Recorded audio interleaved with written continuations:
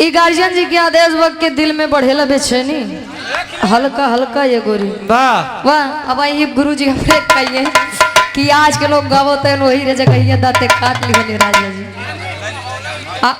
वही बात समझे चाहिए ने भैया। हाँ अब दो लाइन निकल लो बाद सचिन भैया क्या देश बा राजा हो तो कैसे मनाए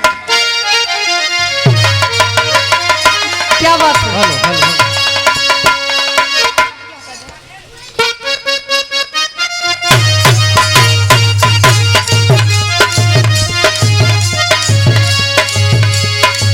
लड़का लड़की के बखान करे भैया कहे दिल में बढ़े बेचैनी अरे दिल में बढ़े बेचैनी हल्का हल्का ये गोरी दिल में बढ़े बेचैनी जियो हल्का हल्का ये गोरी दिल में बढ़े बेचैनी हल्का हल्का ये गोरी दिल में बढ़े बेचैनी हल्का हल्का ये गोरी जब मार के घूमेलू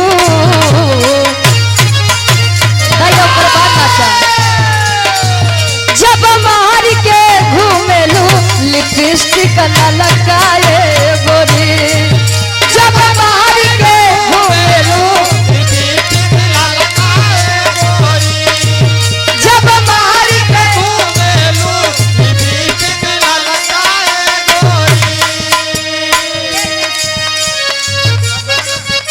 अच्छा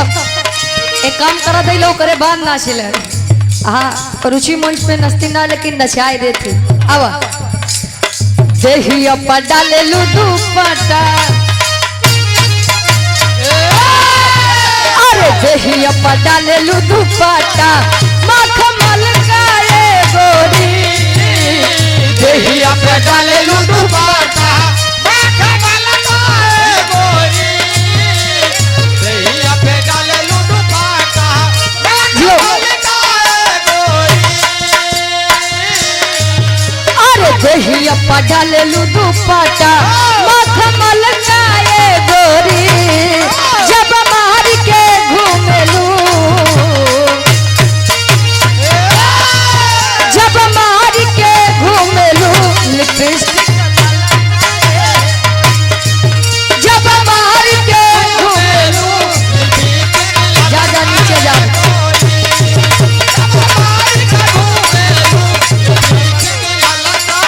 और पुनः आप गार्जियन जी 500 रुपए का महान आशीर्वाद हाली का काहे पियावा के बिना चलुए न जन चापटा बिना चलुए न जन चापटा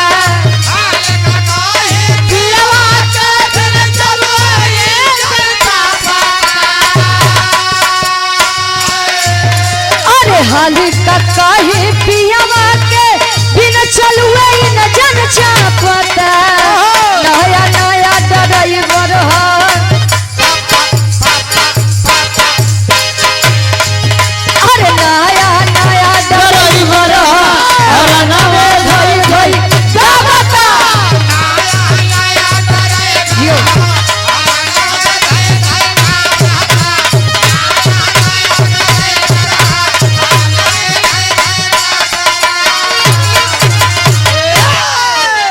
क्या बात है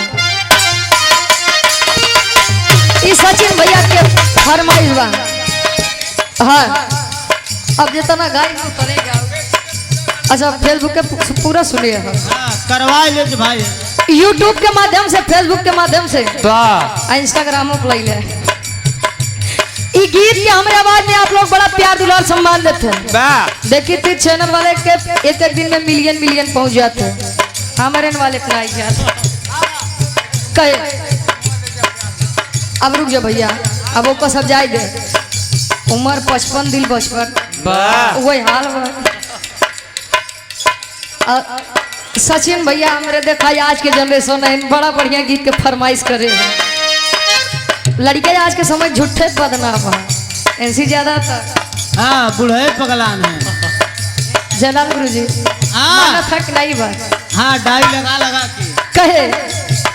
राजा हो तो है कैसे मनाई राजा हो राजा हो तो है कैसे हेंगाई हेंगाई नाय महाराज मनाई वाह हाँ मनावे मनावे हाँ तब आजकल तू लोग अरे रतियई में हमरे ना लागयो घाई दुल्हा हो का हो ई आत्मा रूपी दुल्हन परमात्मा रूपी दुल्हा के वर्णन में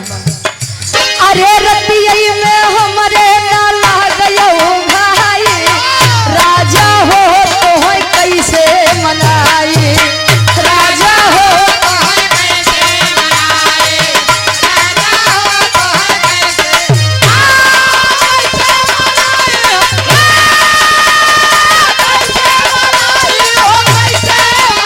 राजा हो तो है कैसे मनाई राजा हो तो है कैसे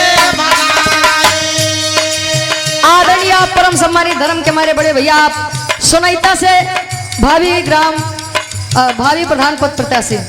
बड़े भैया आप सचिन यादव नमो याद है 100 रुपए का महान आशीर्वाद चरणों में कोट कोट नमन है आशीर्वाद के चारे दुलही कहे बीता बल पनवा तैयार गए जवानी बीता बल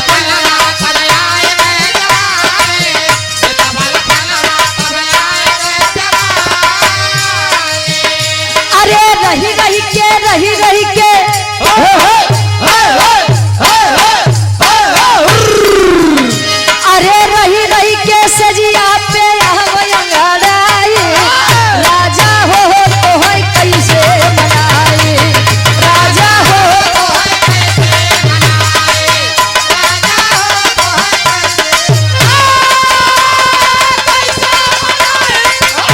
का भैया राजा हो तो है दुल्हा हो तो है कैसे और आप आदरणीय परम सम्मानित गार्जियन जी आप नीरज कुमार प्रजापति भैया जी गार्जियन जी के द्वारा 100 रुपए का महान आशीर्वाद के चारे की मुझे अपनी कला में कामयाब रहे क्या बात है का जाने दे शहर वाली कजरा का जाने दे जियो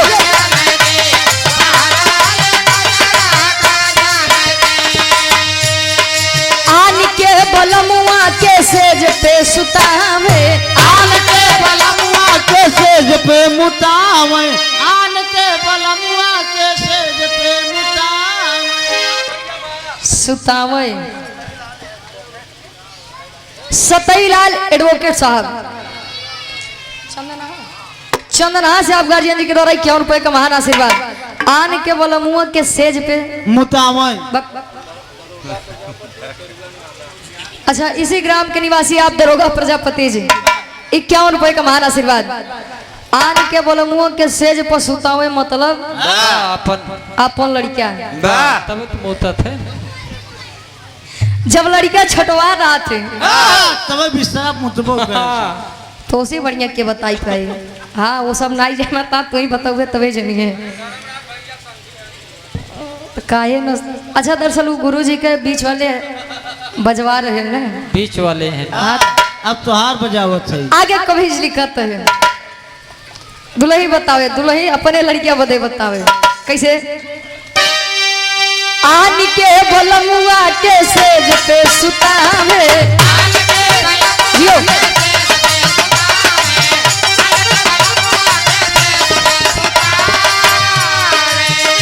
अरे अपने बलम के अरे अपने बलम के बिछा दी गोनारा का जाने दे शहर वाली कजरा का जाने दे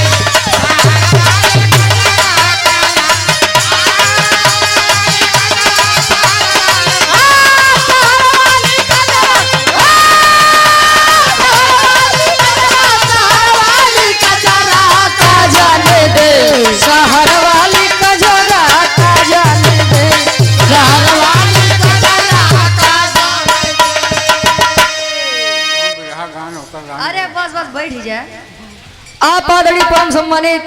अजय सिंह सरकार जी, बंदीपट्टी चौराहा, हंडिया प्रयागराज से, और जेपी वर्मा जी कहाँ से? अच्छा, गिरदकोट, हंडिया प्रयागराज से आप गार्जियन जी के द्वारा सुंदर पुष्पंखुड़ियों में गुथा हुआ हार 101 रुपए का महान आशीर्वाद। वाह हमको लगता है इतने में केवल नहीं भी ग्राहक सुनवा रहे हैं, सही है नहीं? हाँ वे कुल फरमाइशे बहुत बा, लेकिन जाए दे ए भैया, मतलब कैसे महाभारत से गाया दूसर? अच्छा, लाइन से महाभारत से, ठीक ठीक ठीक।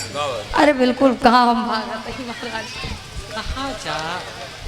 अरविंद प्रजापति जी जुड़ई का पूर्वा से 101 रुपए का महान आशीर्वाद। इत माला क्षण भर